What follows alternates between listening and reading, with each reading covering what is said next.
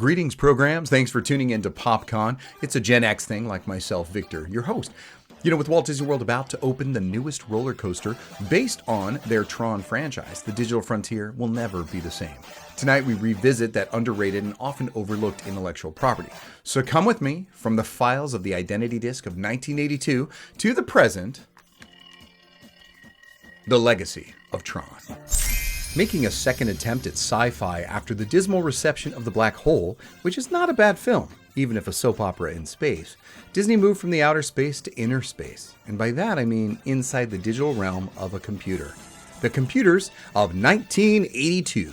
So personal computers are not the norm at this time, and people do not even understand phrases like RAM, ROM, bit, or I/O, input-output. They do know video games, so carefully integrating that into the story of high-tech computer espionage seemed like the way to go. A digital realm deemed the Grid, created by users who write programs living in this world, was both visually stunning and foreign. The citizens, programs, take the physical look of their user as if a signature to their files.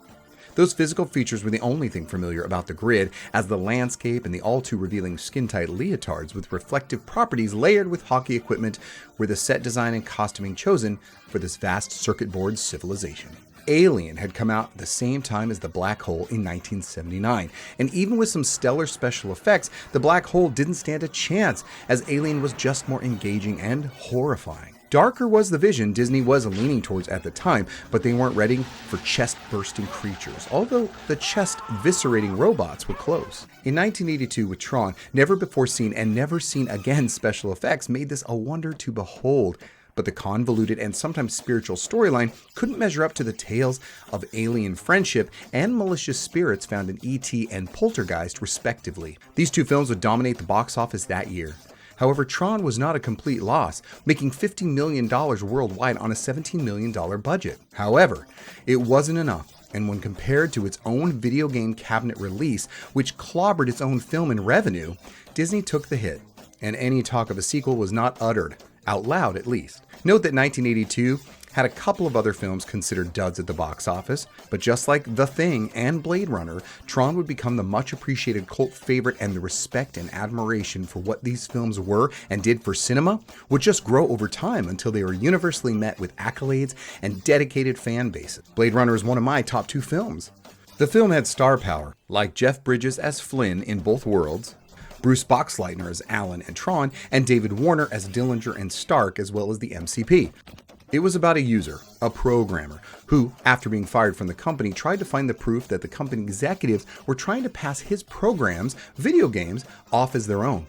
At the same time, his friends recruit him to free other users' programs that were being assimilated into the Master Control Program, or MCP, and were no longer freely accessible by their creator due to the greedy Encom executive Dillinger. Flynn, the user, would get transported into the Grid by the MCP, who saw him poking around on the outside and thought bringing him into the Grid would give him a home field advantage where he could destroy him.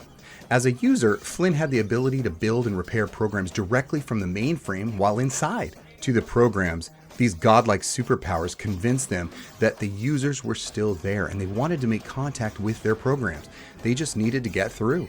This power would prove the MCP's undoing, and along with the friends Ram and Tron, they would escape the game grid, gladiatorial combat arena, and avoid being derezzed. Basically, file deletion. This whole sequence is the most remembered and the most exciting of the film, as the light cycle goes down in history. Tron was a security program that was highly intelligent, who had intel to pass on to his user, Alan, on the outside. Tron was able to crack the MCP defenses with the help of Flynn. By deactivating the MCP, he allowed programs to freely communicate with their users at Encom. The truth of the company was made public, ultimately allowing for a free system once again. In other words, no more red lights, more blue lights, and happiness for our digital friends. Hey everybody, so if you're one of those who have always been freaking confused about the plot and storyline of Tron, you're welcome. I hope that helped, and I hope you're having a great time. If so, show me some love, give me that like, and also click the subscribe for other great content from PopCon. Now on with the show. There is so much more going on and so much more implied in this film that I can't do it justice, but I'll let you find deeper videos about the subject as well as the incredible making of this film. There's a lot of that content out there. Just wait until this show's over before you go searching. Here we're talking about the legacy of Tron in 41 years, and not just talking about the sequel Tron Legacy. An amazing visual treat that may confuse the out of you, but you really didn't care because you wanted to be in a light cycle on the grid running from recognizers and the solar sailors. And you could do just that through the video game releases from Bally Midway. With all the tech, star power, and highly imaginative, unique storytelling, and 50 mil, Disney felt it didn't do well enough. But with the video game cabinet raking in the bucks, the Discs of Tron was the only sequel this franchise was going to get, for now. Thank your local video rental store for bringing this masterpiece to the masses. But hold on, we're getting there. Until then, Tron would leave its digital footprint in random places, like Disneyland's People Mover attraction through the world of Tron. The People Mover was a nice attraction. However, extinct at Disneyland, the Tron experience was light on substance. The MCP got you and put you on the grid. The super speed tunnel became the light cycle course as you slowly glided along the track, but seemingly moved at the speed of light before escaping the MCP. Even Epcot Center got into the game in 1982 with scenes for the world of motion depicting the early computer graphics from the film that had set it apart as simple background visuals to the new theme park attraction. Tomy, the toy company, would release a tie-in toy line for the film. Disney got a great bid from them as they wanted to test the action figure market, and they did with a small line of 4 characters and a light cycle in 2 colors.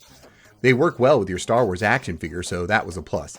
There was Flynn, Tron, Sark, and a warrior.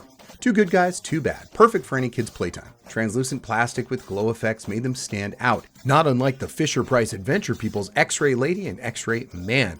I know you know what I'm talking about. This was it for the toy line. Again, even though the movie did respectable at the box office, the company didn't think it did the gangbusters they had hoped, so they hid it away. I mean, there were worse at the time. I'm talking to you, Watcher in the Woods. The toy line canceled. That seemed like the end of the story. Thank God for video stores.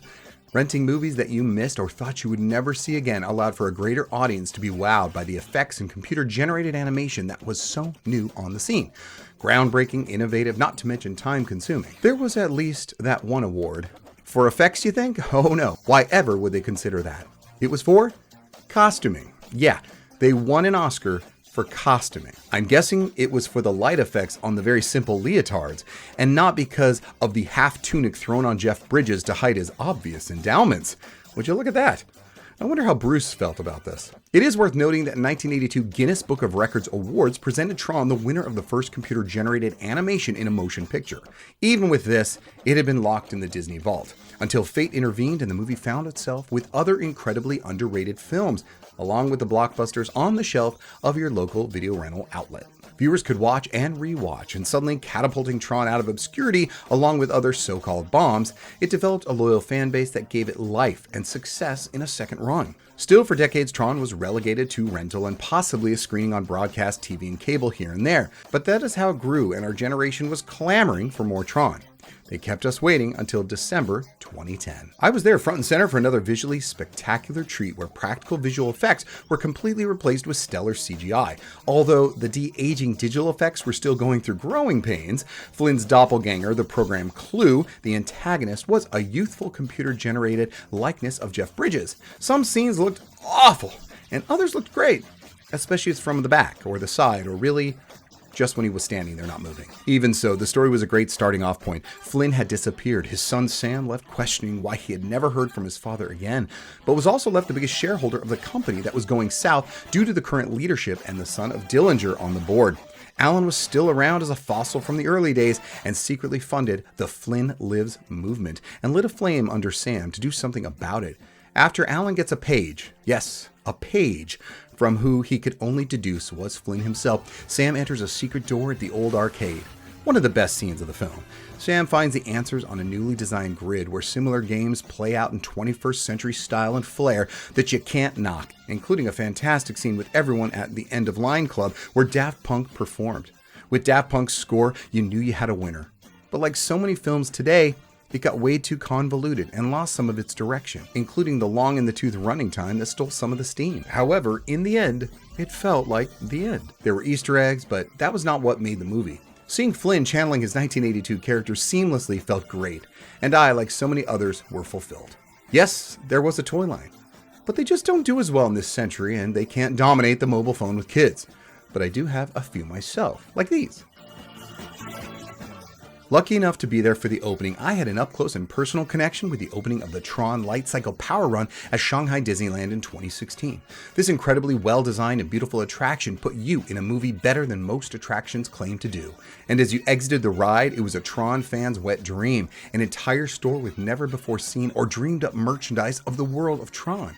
You bet I got a hoodie, and pens, and pins, and patches, and statues, and much, much more. That is where I got this beauty.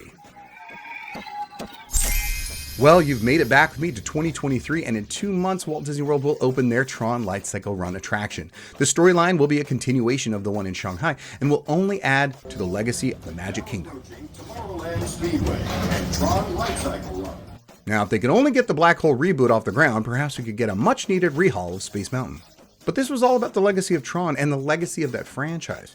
As I always say, you know you are forever ingrained in pop culture when you are cosplayed. And although difficult, people do a hell of a job trying. But as for the franchise, where is it now? There has been a number of comic book and video game media to continue the story, but probably the most popular was a 19-episode Tron Uprising animated TV show. This show had stellar storytelling, fantastic voice artists, and a dynamic, stylized character design that has been well loved, and it was sadly canceled too early. And finally, and most recently, it seems like the moment the coaster's opening date was announced, a Tron 3 seemed to have been greenlit, once again years after the previous film. However, what should have been exciting news was marred by the announcement that it would be headed by and star Jared Leto. I say no to Jared Leto in Tron, but only time will tell. Did you love Tron? What are your memories of this underrated and often unsung classic? I'm looking forward to Disney having some property reflected in one of their US parks. What about you? Tell me your memories in the comments, and I hope you enjoyed this return to the grid on PopCon, your connection to pop culture of the greatest generation. Now check out another great show from PopCon, like this one. And remember, X marks the spot. Until next time.